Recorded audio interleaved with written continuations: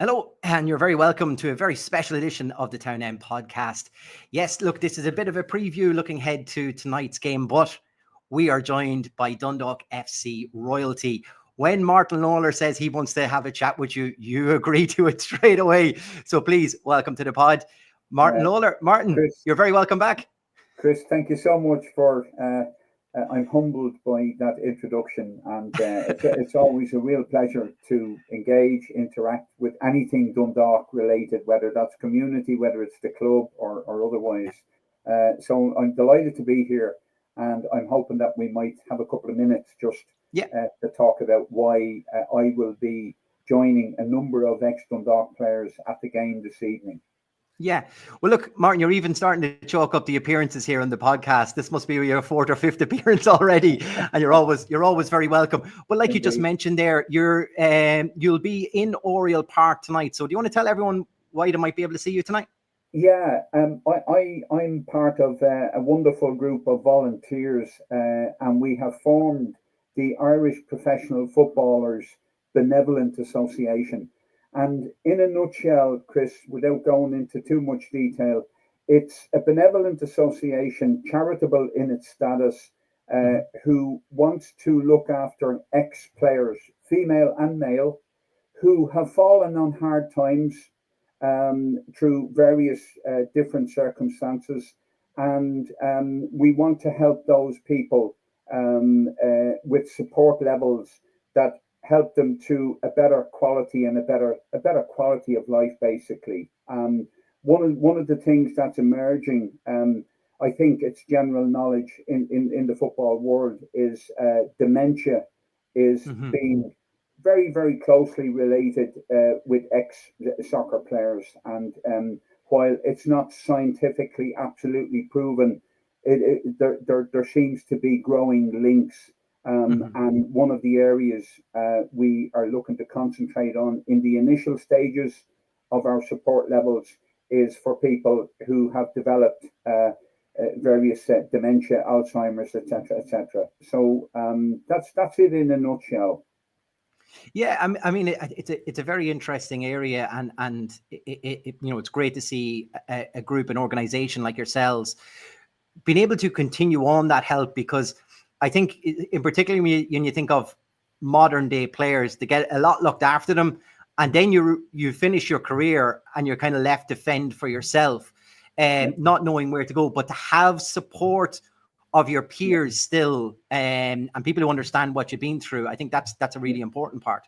Yeah, it really is. And I mean, it's well known that only in more modern times have, let's say, educational levels of young players being put to the forefront. I'll add that the rule now that young players in Ireland can't go to to Britain as they used to until they're 18.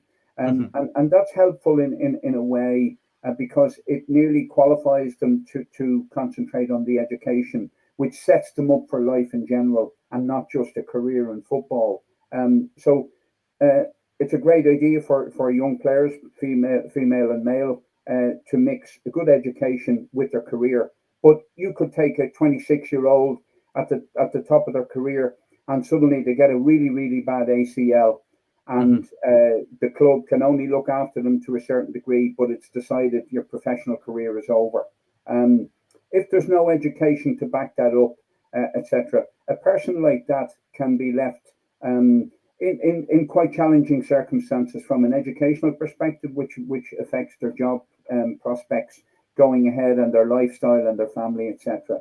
So we're going to be there in a situation like that, where we can support three levels.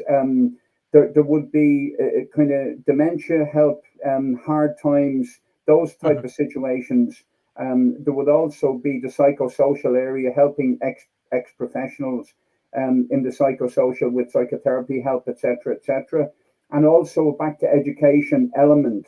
A little bit down the road for us would be a back to school formation of a fund for that, etc. So they would be the three areas: education, psychosocial, and hard times and dementia, where ex players. And thankfully now, in modern times, the younger players who are playing now are both educated and they have a career, which is wonderful, and they can make use of that education then post-career. Martin, we talk about the modernization and professionalism of this league. This is a really important part too, isn't it? What happens in the after your footballing career? We have to have a level of support there available. Currently, like, you need level of support for players who are currently playing, but we need to have plans and, like you said, a pathway for opportunities or help should players Yeah, need it in the future. yeah. I think one of the things that is missing in the coaching element of the modern game is an emphasis on teaching children and teenagers how to handle the defeat of not Mhm. reaching their aspirations, um, and that it's very, very important that there's a mix between the career guidance in terms of how they are mentally, emotionally, how how settled they are, how stable they are in terms of their life in general, which enables them to approach their career without an element of pressure that's sometimes not great for them mentally and emotionally. And I Mhm. think that affects a lot of younger players coming through. As we know in all sports, Yeah. the percentage of um, people who reach that really, really high competitive level on the global stage is minute, it's minuscule.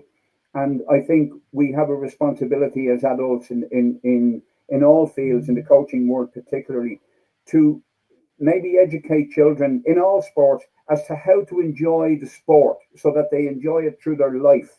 And Yes. that sport teaches them, it teaches them discipline, it teaches them teamwork, respect for others, how to be resilient in defeat, and also how to enjoy the winning. Because at times you will win, but Mhm. as we know in sport, the defeats really kick you in the backside, and it's how you handle that and be resilient in handling that. Yeah, it's funny you mentioned that, Martin, because do you think is that part of, you mentioned it already with rule changes now due to Brexit and players staying Mm. in this league longer? Do you think is that part of the lessons that these young players can learn while currently playing in this league? We talk about having the opportunity to play senior football, but these are games that matter, if you know what I mean. They're not Mhm. just reserve games. They're not, under 17, 18 games. These are senior games. And the lads who are playing on, they now know what it means, like you just said, for something to be on the line. And those sort of lessons, you learn a lot in those sort of game situations. You absolutely do, and anybody who thinks that in more modern times that first division football is a kind of a secondary consideration. It's the ideal breeding ground for managers and coaches to instill in those young players the importance of building that platform that I just talked Mm-hmm. about that platform of knowing what it takes to achieve, winning a premier title. And this is the foundation that you start on. This is the ladder you put your first step on the ladder, and on that ladder to climbing from the first division into Premier Division football, you're Mm-hmm. learning about the respect, the respect for team members, the effort, the absolute motivational effort that you have to put into your game, how you Mm-hmm. look after yourself off the pitch more so than on the pitch, because that's really, really important, is how players prepare off mentally, emotionally, and in terms of their behaviour off the pitch, if they want to end up lifting that Premier League trophy and going, possibly if you're a young player with ambitions anywhere between 19 and 22, could I be a target for Roma? Could I be a target for PSG? Could I be a target for Mm-hmm. Liverpool? And it's to have that ambition, and to realise also, if I don't reach those levels, I can still be a Premiership player with Dundalk, lift a trophy, playing the Champions League, playing the Europa League, and play against the very, very highest standards. in these new qualifying rounds. So there's a massive, massive prize for young kids who are prepared to listen, dedicate themselves and their passion to listening to what the good advice that's there, and realizing that every single game, every training session is important, as you have outlined, Chris. You talk about, coaching sessions and young players. That's never more evident than this current Dundalk FC squad. I suppose coming from where it went, like at times last year, we didn't even know if we would be here, Martin, to Absolutely. actually having a first division team, now to having a competitive first division team, and also having young talent, local talent as well in this current squad. Looking in, how do you think Kieran Kilduff has done in his first senior management, and how do you think this Dundalk FC team is progressing? I think you've got to look at what Kieran has done and be just, gobsmacked with sheer admiration from the point of view of what you just described, where the club was minutes from closing its doors and going into oblivion. So to come back, and that's a real lesson for the players as well, if they can appreciate that at their young age, where the club has come from just a couple of months ago, where they are now, and the opportunity that they have to kick on, and hoping. I certainly, as my love of Dundalk Football Club over the years, I would hope that extra bit of education would motivate the players to the great opportunity that's sitting in their hands right now at this moment. And sometimes, Chris, in situations on the run in like this, where you're on top and the pressure comes, sometimes it's not about coaching and technical and tactical. Sometimes it's about, it's that crest on your chest, those three ravens, when you pull that and that gets close to your heart, what that means. And that carries you so much further sometimes than, am I in the right position? Have we got a good shape? Tommy is staying on the ball a little bit longer in the upper third. Let him; he might create something. But it's over. Over all of that, the umbrella over all of that is that absolute passionate ambition when you pull on that jersey and what that means. And that's very close to my heart for many, many years, even while I played with Dundalk. Kieran has mentioned a lot and has put out a bit of a rallying cry to the crowd here in Oriel tonight as well to get on, because this is such a big crunch match coming up against Cove. Obviously, we had a 7-point lead. It's back down to 1. The two guys happen to go head to head when it's right down to the wire. But Kieran has already talked this year as some of these young guys, young Vinnie Leonard, 17 in a back four, they're playing some of these players in front of crowds for the first time.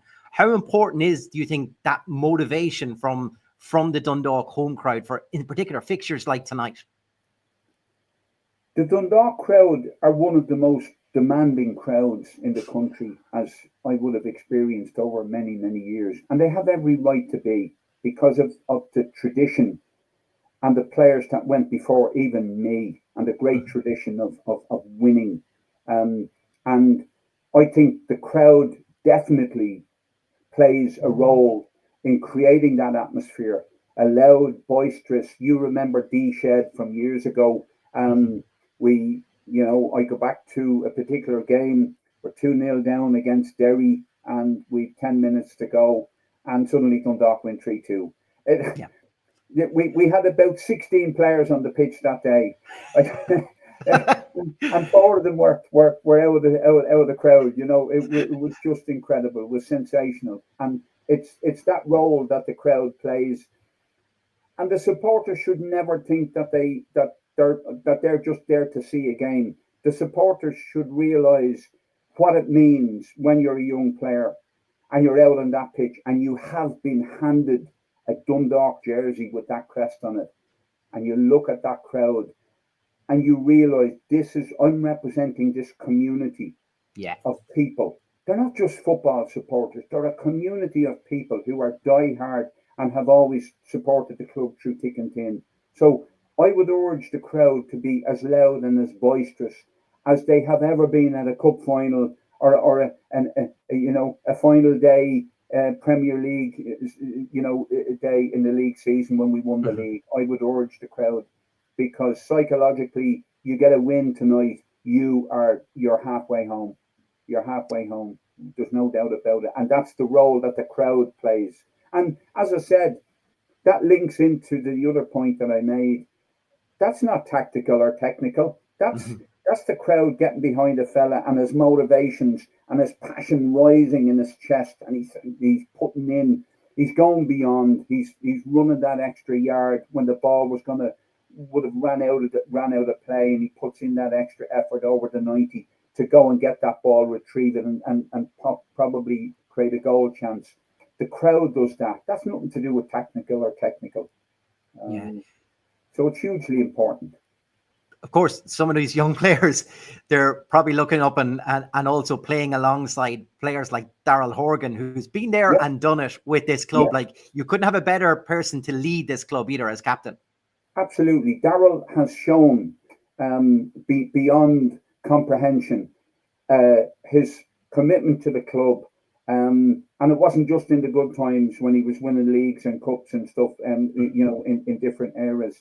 And what he has done was say, I love this club, I love this community, I love these supporters, and I'm, when the club got a real cloud across the head and nearly went into oblivion, Daryl decides, no, actually, you know what, I'm going to be the one to stick with the club, and I'm going to lead these young players back to where the club belongs. And I think that is a measure of Daryl's commitment and his honourable commitment to the club so far. You know a thing or two about teammates and digging in beside you. Of course, you'll be flanked by another teammate tonight, I believe. We'll have the captain, fantastic Joey Malone, who was always the crowd loved. Harry McHugh, big head myself and Harry. But let's not forget, we have ex-players, Kieran Wiseman. We have John White, Tom McNulty. I think a few people might know him. Just a touch, yeah. If not, I'm sure he let them know. Derek Delaney and the lovable joint Paddy Galugli, Yeah. And I, Chris, if I wouldn't mind, Yep. I'd like to mention John White, Kieran Wiseman, and Paddy and Derek. When people talk about past Dundalk players and the greats and stuff like that, you don't normally hear those Kieran's or John's name or Derek or Paddy. You don't hear it generally mentioned. But for me, and playing with these players over the years, they were as important to the success and the viability of the club. The local players who never reached the press highlights over the years, but they were an integral, vital part. And I always include them in my thoughts in the roles that Willie Crawleys and people like that, the roles that they played, the local players, Yifter, Dennis Cunningham, people like that. I never, ever, ever forget the role that they played in their contribution to the club. That's still in the community now, and I want to pay just an honourable mention, to those players, to all the players local who wouldn't have been mentioned in the same breath as the Barry Keoghs and the Tommy McConvilles and the Tom McNultys. It was those other players who participated and contributed as much motivation and time and effort as any of us ever did. And I want to really, really pay a huge honourable mention to those players who have contributed to the success of Dundalk and the club generally over the years. And I'm going to be happy to be shaking Kieran Wiseman's hand tonight and John White and giving them a hug and saying, lads, great to see you. I'm really looking forward to that. Yeah. Look, as we mentioned at the start, Martin, you will be here tonight. So it's a bucket collection tonight. So I suppose Yeah. we're just asking the people to give generously if they're in a situation, if they're able to do so. If people are able to do so with a couple of euro, a couple of coins, or whatever it may be, if somebody has forgotten, we have these a few of these little sum up things where Yep. people can tap for a euro or €2 or whatever they feel if they're in a position to do so. We'll be outside, in the laneway. Big old McHugh will be there looking ugly as usual and mean, but don't be frightened by him, like the other ugly fella saying those words, myself, But we'll be there, Chris. I Yeah. really appreciate these couple of minutes to to cover what the Benevolent Association is doing, looking after ex-players who have fallen on hard times. And I'm hoping that we can rely on the Dundalk supporter public to put their hands in their pockets with a couple of euro this evening into the buckets or onto the sum up. And thanking you, John, Chris, as ever, for the couple of minutes to describe what we're doing and what we're about. Really appreciate it. Absolutely, Martin. Look, you're always welcome back anytime, and you're always a fan favorite. We always get asked when's Martin coming back on. So I think before the end of the season, Martin, we might just have you back one more time as well. We'll go through the old stories once again, and hopefully no one will be ripping up any season tickets and throwing them at you this time. Brilliant, Martin. Absolutely, we'll hold that one for the live one. Brilliant, Martin. We'll talk to you soon. Thank you so much. God bless, Chris. Have a great day. Bye bye. And you, pal. Bye bye. Bye bye.